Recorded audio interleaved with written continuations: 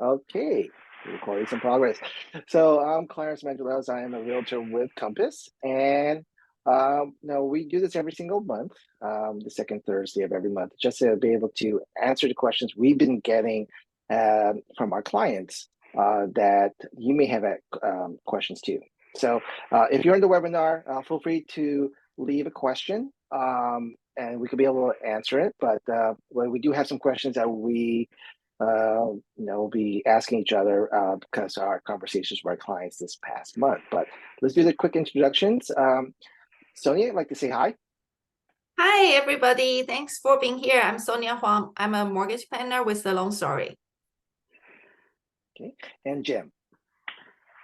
Hey, I'm Jim, financial advisor, Edward Jones, located in beautiful downtown Redwood City, California. Okay, so the first question I have is going to Sonia. So we're getting to the end of the year, and from my clients, they're thinking about really buying in next year. What should people be doing to get themselves ready for 2024 if they want to buy in the beginning of next year? Thank you for the question, Clarence. So I think the most important thing is to get a pre-approval. So many people may think, oh, I know my income is great, my credit is great. So why do I have to get pre-approved first? So the thing about pre-approval is that for someone to actually look at your documents and make sure you are qualified. For example, some people may have great credit score, but once they run the credit and realize, oh, they have a lien there that they are not aware of, or they may have a disputed account on the credit that should be removed before they qualify for the mortgage, that they don't know they should do that. So this will prevent the delay when you are actually in contract, applying for mortgage, or people who may have inconsistent employment history, that you should be prepared that you may have some explanation, or you may have to obtain some employment verification before you apply for the mortgage. So all those little things can maybe cause a delay in your mortgage application. So make sure that you can get pre-approval first so you know what to expect during the process. So thank you, Clarence, for the question. I actually have a question for you from seller side, because right now we know insurance is hard to get in California, and some properties are actually in high fire zone. So what's your recommendation for those sellers who are in the area? Okay, so they're in a very tough situation in terms of being a high fire zone, but it's still being able to possibly sell their home in a timely manner, especially with the limited inventory we've been seeing throughout the country and throughout the region and different markets that my firm follows. So one thing I do recommend is, and keep in mind, a lot of this is going to be optional for the seller. It's going to be their decision to want to do this or not. But I do recommend them is try to follow the local ordinances in terms of fire hardening. Some of it could be state laws, some of it could be local ordinances. The local ordinance is probably even more stricter depending the region you're in than what the state is asking for. So in some typical home hardening is like, it's basically just trimming the live brush away from the house. You just want to make sure there's enough space between the home itself and any live brush. Secondly, is a lot of potential buyers want to know if they're able to get insurance on the home.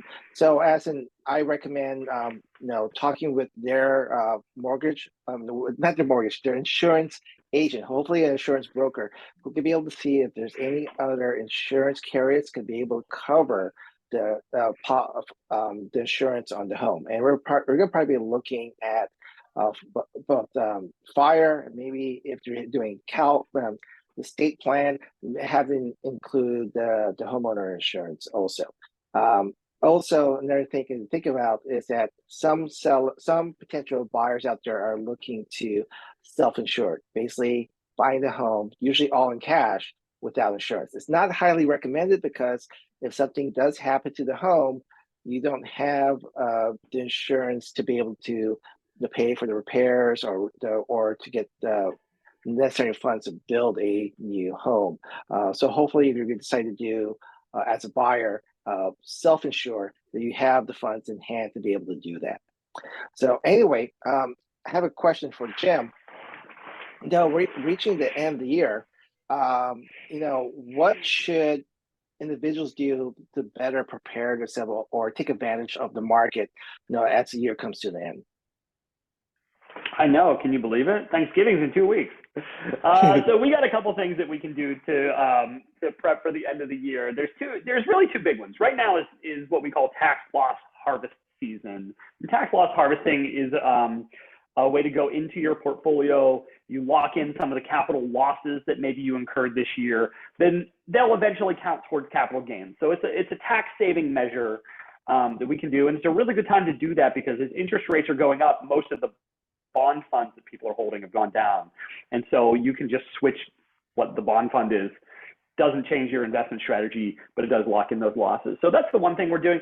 The other big thing is tax planning, specifically with charitable donations. So you can do some of that, like contributing to IRAs after the first of the year, but for charitable contributions, you need to do it by December 31st. A lot of people think that the only way to contribute to a charity is by writing a check, paying cash, something like that. But it's not. There's a lot of ways. And so for people who have highly appreciated assets that maybe they don't want to sell because they would have a high tax consequence, they can actually donate those directly to charities. Or honestly, I have about 15 different strategies that people can use in order to donate to charities. And none of them involve writing a check. So those are the two biggest things. And if anyone has any questions about any specifics, I'm always happy to answer because they are a little more complicated than a 2-minute answer here. Perfect. I had an issue pop up, Clarence, this week where I was talking to a client who is approaching retirement. They're empty nesters. They've been paying a mortgage, and they realized that if they sold their house and moved into a smaller place that was more appropriate for their lives now, that they could probably just buy it with the equity that's in their current home. But they don't want to pay taxes, and they don't want to increase their property taxes. And I was trying to think if there was a way to help them with that. Is there anything that you know of that it was useful for them to know? Is there anything they can do? Okay.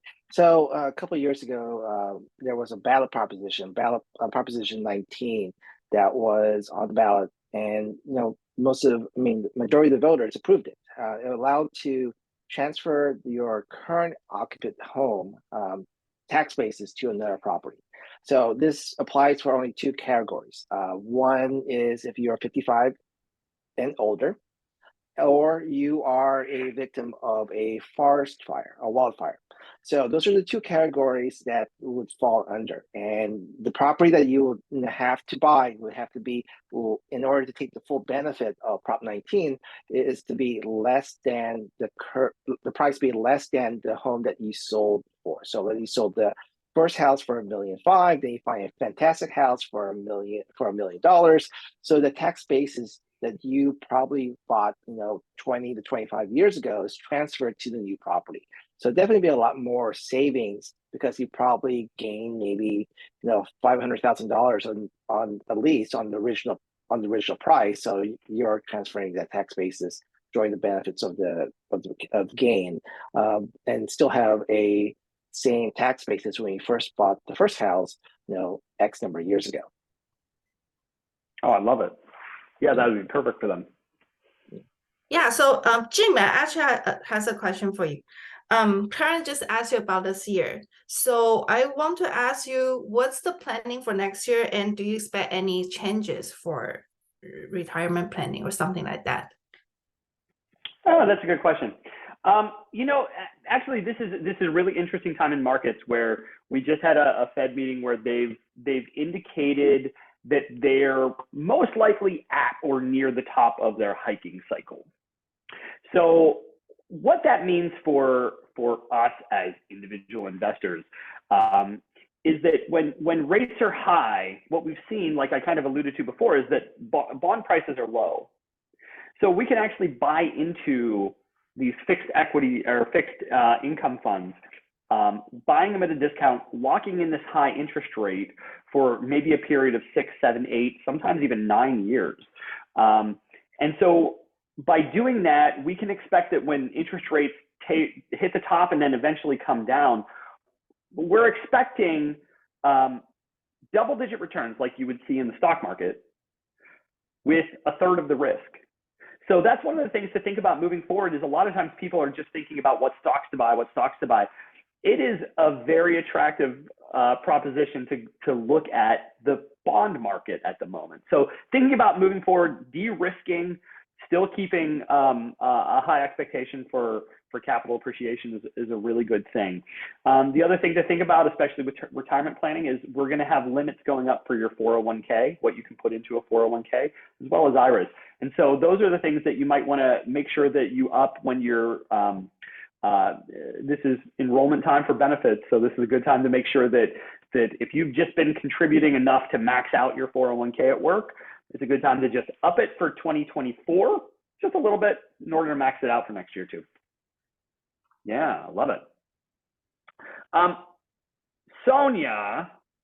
Yes. I was working with someone who they're a first-time home buyer, and they're not able to afford the entire down payment themselves, and so they were wondering about the possibility of getting a gift from a family member or something like that to help with the down payment. How do you're the professional here, how do you recommend that? Yeah, thanks for the question. Yes, I have seen more and more that people using gift as a down payment. So yes, gift can be a source of down payment, and the gift should coming from relatives or family members. And most important thing is most people are confused how the gifts are sent to, like using part of the down payment. So make sure the easiest ways for gift to wire to title company, which is third party, to handle your money directly. Then you just need to provide gift letter verifying who gave you this gift. Then that's the easiest way to handle gift. Some people may wire the gift to your personal account, which is okay, but make sure that you have all the document to source where this gift is coming from. The only way to verify that gift is to ask the donor to provide their bank statement to show the gift is withdrawing from their account to your account. So anytime when you handle a gift, just make sure you prepare all the paperwork to verify where the gift is coming from. So, but there are many more details. If anybody has questions, I'm be happy to talk to you. So That's great. I think, do anybody have more questions? Well, I don't see anybody else asking questions. I think we're good. But if there's anybody who still has questions after this, feel free to reach out to us. And if it's a question that's worth asking next month, we'll be adding that question to the questions we'll be asking. So anyway, Jim, what's the best way to get a hold of you? You know what, the best way to get a hold of me is you can call me at my office. Number is 650-481-6042. Or you can email me. It's jim.knipple@edwardjones.com. And Sonia, how about yourself? Yeah, for me, call me 408-209-0154. And the best way to reach me is at by phone 408-390-5819. And if you have any other questions, feel free to reach out. We're more than happy to chat. So see you next month. Yeah, see you. Bye. Thank you.